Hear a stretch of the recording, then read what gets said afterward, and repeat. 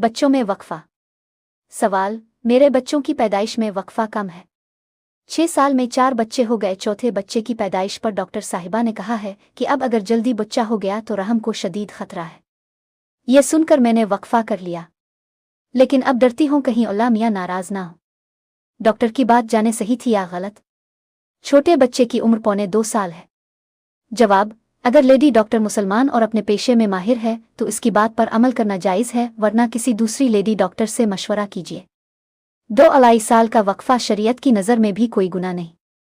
ज़रूरत की बना पर इससे ज़्यादा भी किया जा सकता है। सवाल, रोज़ादार हमला औरत का दाई मुआयना करती है जैसा कि उनका तरीक़ाकार है, यानी फ़र्ज के अंदर हाथ दाखिल करना वगैरह।